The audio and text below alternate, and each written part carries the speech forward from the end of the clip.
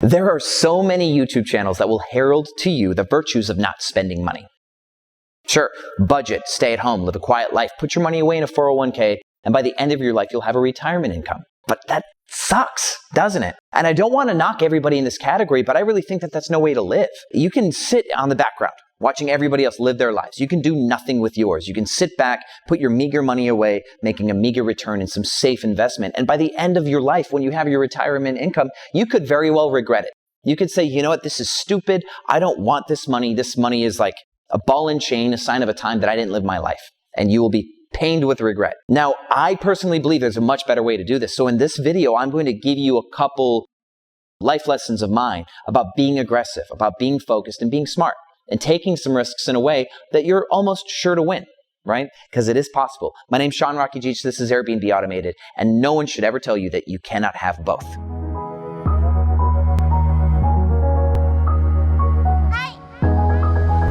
I just got back from a couple months of traveling, right? We're talking Turks and Caicos, Cabo San Lucas, Colombia, and I built something that has paid me just as much as I've always made while I was gone. Now, you may have read the 4-Hour Workweek. Tim Ferriss talks about the same thing. Build, build, build, to get to a plateau where you can leave and everything will stay the same while you're gone, take a couple months sabbatical and come back and redo it. How to build to that plateau is really the secret. It's really the question, because if you can't ever build an income that sticks, you can't ever take the vacation. And I know a lot of people who've burned out doing it the wrong way.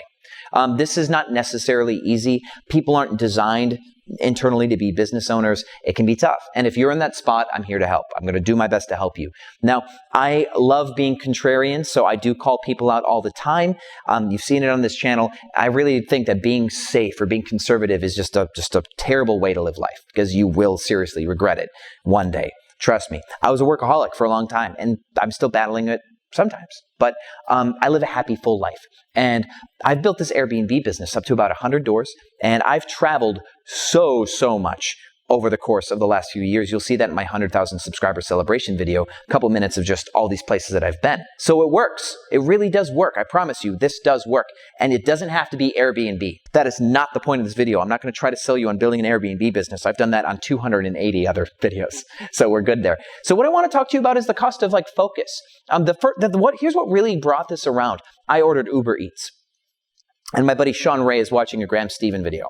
And Graham Stephan talks about the 12 cent iced coffee and saving money and using Acorn and all this stuff. And so Graham Stephan is just the opposite end of the spectrum from me, right? My philosophy ever since I was a teenager was just make more money. And you know what? I was on welfare when I started believing in that philosophy, just make more money, right? I just knew it was possible through your own internal effort to get more out of life. And ever since I was 14, I had a job. So I order Uber Eats. And my friends who like to budget would never use Uber Eats, because you have to spend money on dinner, you spend money 15% on the tip, and then there's a delivery charge, and there's all this fat added to ordering the food, let alone the fact that you just ordered out, which is more expensive than buying your own groceries. But I want you to look at the time cost here. See, instead of me Uber Eatsing my food, I could have drove somewhere to buy food, and then I could have ate it and came back, which would have taken me an hour and a half. Or I could have bought groceries and cooked food, also probably taken me about an hour and a half. The savings from me going to the grocery store probably would have equated to $18 in savings. The thing here is I was focused on something that was making me money at the time. So as a creative, like you're watching a YouTube video right now, as a creative, making good content matters. And sometimes we don't get to choose when our inspiration comes, right? And as a business owner, there's times where you're really in the mood to do your accounting, but there's other times you could not be bothered to do your accounting. And in order to do your best work, you have to want to do your best work. In a previous video, I talked about some of my 4 odd habits for success. And one is, I say never do anything that you don't want to do. Always just do what your heart calls to do. Build a life where obligation is gone, and everything that you could ever want to do is because you chose to do it. So in this case, same thing. I was doing something that was valuable to me in the moment, right? And I was focused on that task. And because I was focused on the task, I didn't want to go away from it. And because I was hungry, humans have to eat. If I did take myself away from the task and went to a store or went to a restaurant, I would have broken my train of thought there. I would have broken my focus, broken my inspiration, and it would have been hard for me to ramp back up and get back into work. So killing my productivity for a couple hours would make it even harder for me to be productive. And whatever I was working on would have been kicked down the road a day, 2, 5, or I would have never been able to finish it if it was a creative task. Because sometimes inspiration comes and it goes. So the cost of focus here was well worth that $18 for Uber Eats, don't you think? If you're in the middle of something that can make you a lot of money and you want to drill down and get it done while you're hot on the spot, you better do that. And if it means you're going to bloat like a convenience fee to make sure that you eat while you're working, that's the way it works. Let's look at people in history who have followed the same path. Mozart, for example, would play piano until the point that his fingers would curl. Right? And he couldn't open his hands. His wife would have to spoon feed him because he could not eat. He prioritized his craft before he even ate. Now, if only he had Uber Eats, Mozart would have been a completely different person. He'd have been way more well-fed, don't you think? And Elon Musk, he claims to work 120 hours a week and has done so every week for like darn near a decade. He plans his life down to the minute, right? And that level of focus requires you to go, okay, this is when I'm eating. This is when I'm going to the bathroom. This is when I'm calling my mom. You make room for those things well ahead of time. So Elon Musk is an engineer, and that's how he's handled his focus. Us creatives, we just kind of have to ride the wave when we get it. Now, there's an article from Lifehack that talks about what the most focused people do and don't do. See, focused people, I'll share the link in the description, they don't allow distractions to derail them. And I've been listening to a masterclass from a writer, and she says also that the hardest part about being a writer is distractions. And so, just the same way, life, your Maslow's hierarchy of needs could distract you, and you kind of need to shut those off. So handling something like this is just a prime example of being able to stay focused and handle some of those little obstacles that come in your way for life. Second, when I first started my Airbnb business, I invested a very small amount of money in this business, like less than $4,000. And it's grown to be 100 doors, but it started from the seed of just a few $1,000s.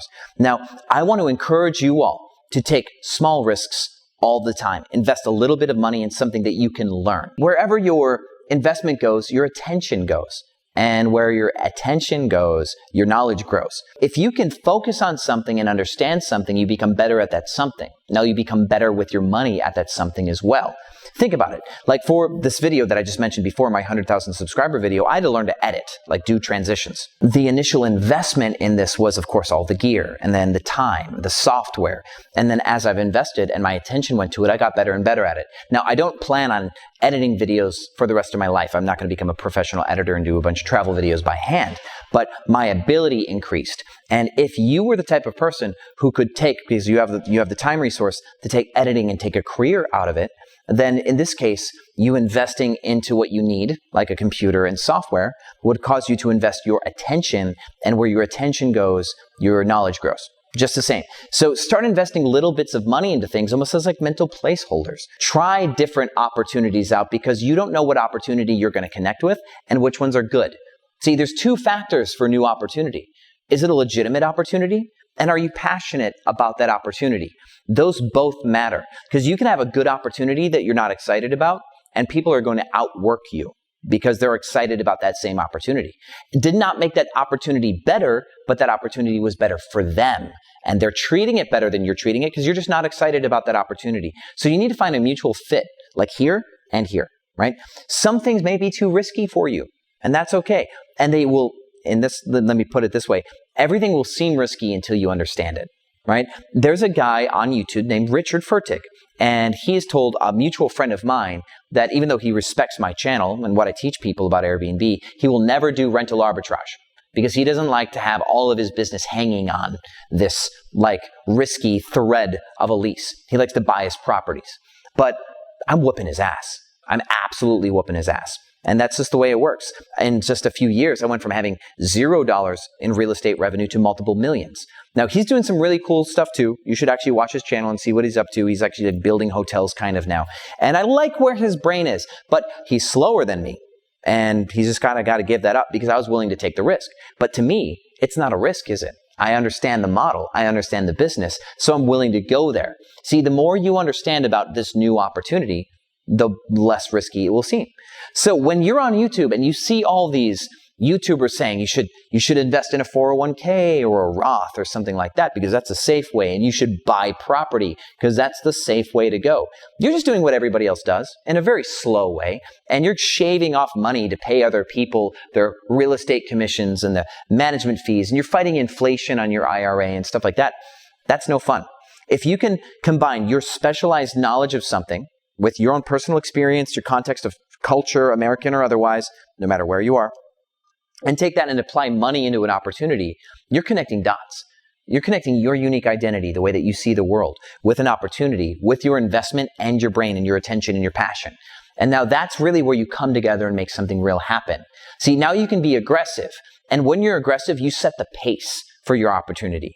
You start making people play by your rules. I was surprised to find out, I just did a speaking engagement in Chicago, and there was one person who told me, like, Sean, you were the first person to do content on Airbnb. Like, really. There were people who used the words Airbnb on YouTube before, but there's nobody dedicated to giving free information on Airbnb. And I had no clue that I was the first one or doing anything special, but I connected with the idea. I was passionate about it. I liked it. And I decided it was worth my time. It was worth the investment. I kind of saw this opportunity to build something on YouTube. It wasn't about the money at the time, but I was still passionate about the opportunity. So I did a good job. So, and that is a prime example of you have the opportunity to get ahead of everyone else, to find something that no one else is doing, because like I said, you're a dot on the map, and an opportunity is a dot, and information are all dots.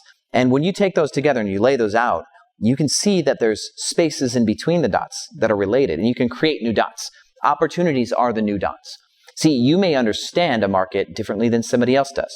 And when I spoke at this seminar in Chicago, I told people the one main difference between me and other Airbnb like operators or real estate people is they are real estate people. When I got into Airbnb, I owned a media company, I still own it, and I used apartment complexes as a way to house contractors, sales agents. And so I started doing furnished apartments before Airbnb as a way to house people to save me money, because they couldn't afford their own like relocation costs, because this was like a contract sales position in the newspaper industry. So I could get this added value by moving a sales agent into a city, giving them a place to stay. They became loyal to the business because we were providing housing, and then we made all these commissions off of them. So we were profiting off of their commissions while also recovering our housing costs because they would pay their base rents. So we did furnished apartments as a way to retain sales agents.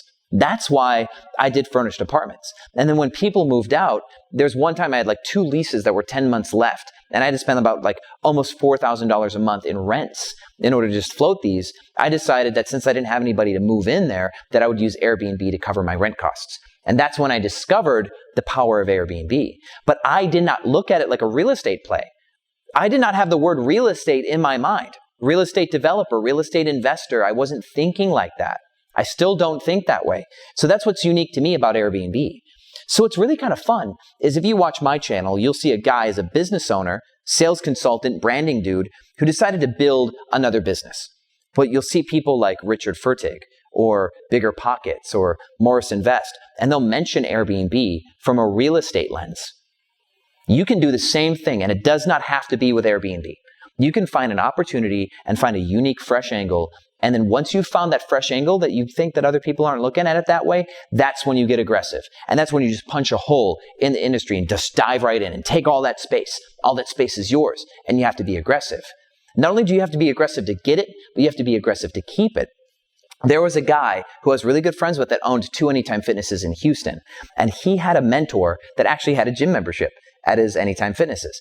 And so the guy would come in and work out and of course give him token advice. One of the main quotes that I remember from my time knowing this gentleman, Robert Anthony, who's now like a big CrossFit dude, his mentor said, "There are people who go to sleep every night dreaming of taking away what you've built. You think it's easy building something, it's harder keeping it, because once you've put that like flag on top of the mountain, people know that it's there and it can be taken." So people didn't want it until you built it. Once you've built it, people want it from you. So you think you have to be aggressive to get successful? You have to be aggressive to stay successful. So if there's people on YouTube not teaching you to be aggressive about your future, they're not teaching you to protect your future either. So don't be safe. Get rid of that mindset. Safe is not where you want to be, because safe is just where all the people who've never made it, all the people who get washed out, all the people who end up on the sidelines and don't want to get back into fight. That's where they go. Nobody's going to come in and take your stuff in that safe space, but you're not going to have any stuff to take. That's the way it is. So stay focused, stay aggressive, look for your unique angle, see the world differently, and just dive right in there and punch a hole in it. You're going to have so much fun. I've been having fun. And if you liked this video and this was fun, leave a like and comment. You know how the comments work. And you know what? Actually, I'm going to be in the comments on this one. This is kind of an interesting video. So if you have questions for me, or you just want to chat about success, risk-taking, Airbnb, I will be visiting the comments on this video quite frequently. I look forward to seeing you all there. Thank you for watching Airbnb Automated, and I'll see you on the other side. Hi.